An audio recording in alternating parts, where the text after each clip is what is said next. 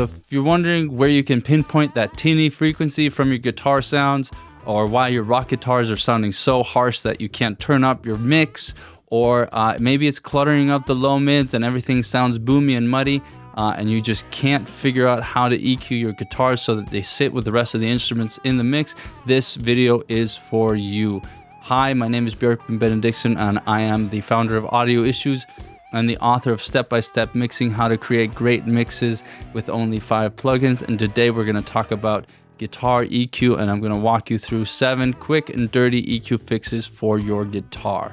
But before we do that, please like and subscribe. And also, if you want my mix translation cheat sheet that helps you get your mixes sounding great on every speaker system, go to mixfinisher.com and download it there. All right, I'm going to be using a guitar track from the band 3 Parts Dead, which is a hard rock band out of Boston. And they graciously let me use their multi-track for tutorial purposes. So it'll be fun to show you these tracks here. These are hard and raunchy guitars. Let's give you a quick example of the guitar sound.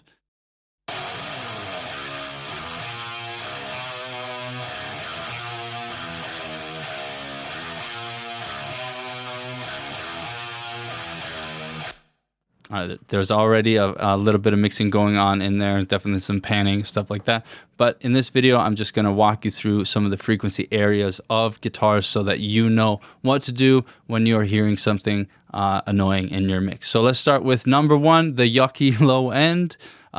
Usually a good place to start your guitar mixing is to filter out the low end. You want the guitar to fit with the bass, and you want to give the bass that space in the low end. So oftentimes you will just simply filter everything out to about 100 and just leave it there. It's a good starting point. And then often you will also, especially with rock guitars like this, let's make sure that they're not this is the only place where there's something going on. So let's deactivate these EQs on the Shep's channel. And on this one here too, I'll just bypass that here. And then let's listen to that without EQ.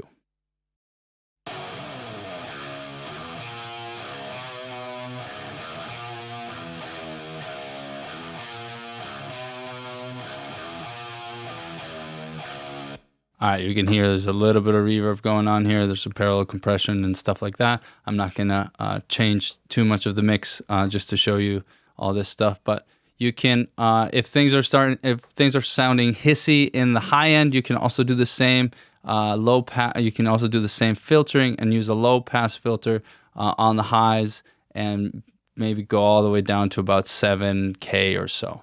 So let's hear how that sounds.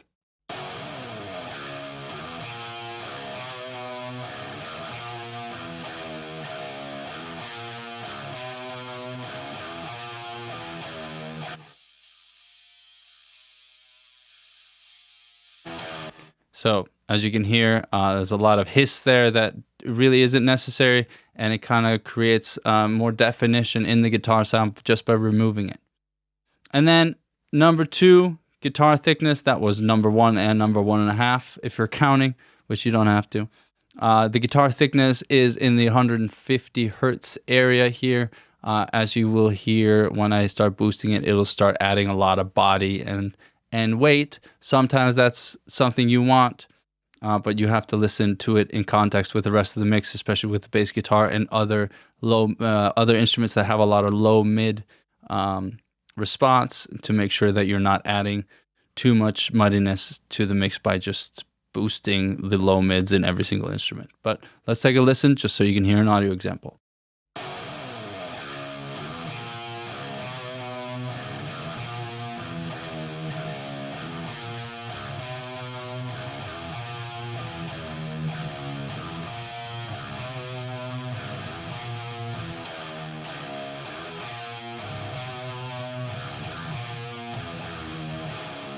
So a lot of thickness going on there, and I use that area a lot if I feel like the guitar needs more bass or thickness in general.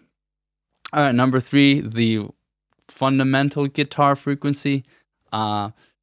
is a bit of a misnomer, but I would call maybe about 500 will add a little more weight, a little more fundamentals to the guitar, and add a little extra thickness without being in the low mids. It just has a different sort of hardness to it.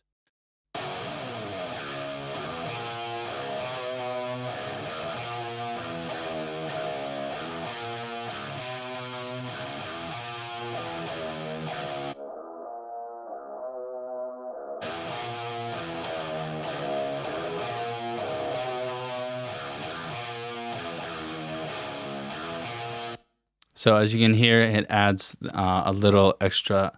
Yeah, I think hardness is a really good way of putting it.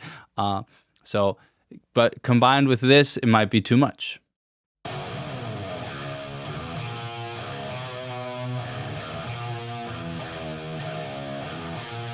Maybe sounds great in solo, but it's gonna definitely clutter up the mix if you put a thick, heavy bass guitar down there into the mix as well. All right, and then number 4, Honk and Presents. About 300 in the 300 hertz area, you can get this sort of honky sound from your guitar. So if it's feeling a bit too boxy, maybe you have an acoustic guitar, it'll maybe sound a little bit too boxy there, and it'll feel like you're sort of cupping the mic with your mouth or cupping your face with your hands, and things are starting to sound like this. That's not what you want, and that's sort of the a similar way that the guitar starts sounding. So let's take a listen to that.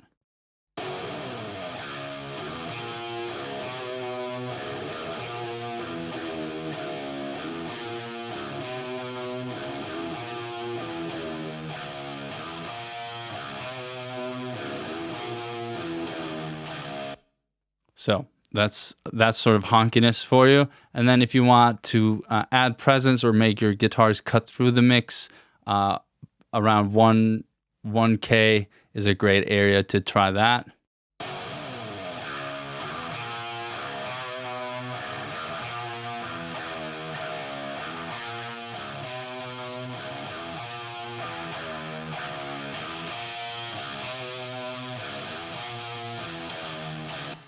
And if you've heard about the 5K presence of the vocal, for instance, that doesn't work as well with distorted electric guitars because 5K adds a lot of hiss. So you might want to be careful with that if you're dealing with a lot of rock guitars. Trick number 6, the vocal cut-through trick. If you feel like the guitar is getting in the way of the vocal, a simple trick is a wide cut around sort of in the mids here. So even though the guitar can cut through here, you can still create this pocket for the vocal right there. So obviously that's not gonna sound great without the vocal, but sometimes you can create these frequency pockets in for the vocal in other instruments so that things are sitting better in the mix.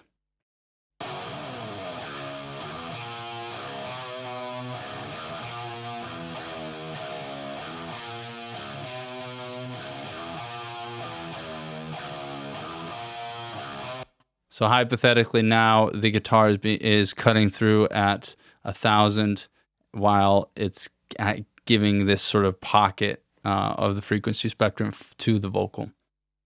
And then the 7th quick and dirty EQ fix is the brilliance. So after you've given the vocal some space, you might need to compensate for the now dull guitar sound. As I showed you here, you can do that in a rock guitar sound here, but maybe if you have an acoustic guitar or a clean guitar, you don't have a filter on the highs like this, you might want to compensate that with a boost maybe in about 8K or so to add that brilliance to it.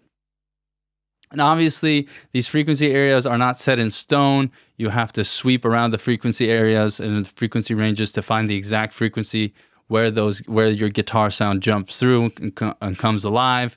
Every mix is different, every recording is different, every guitar is different, and every guitar tone is different. So make sure you act accordingly and use your ears to know where things are sounding the best. All right, so use these simple guidelines for a faster EQ workflow. Sweep around the spectrum when you're adding to look some fullness to the guitar, some weight, some power, some body, giving some space to the vocal or adding brilliance and helping make your guitars cut through. All right, that's it for this video. I hope you found it useful. Once again, I'm Björkman from Audio Issues. Before you leave today, please hit like and subscribe. And if you want to get my mix translation cheat sheet, go to mixfinisher.com and download it there, and it'll help you get your mixes sounding good on every speaker system. All right, have a good day. Thanks for watching.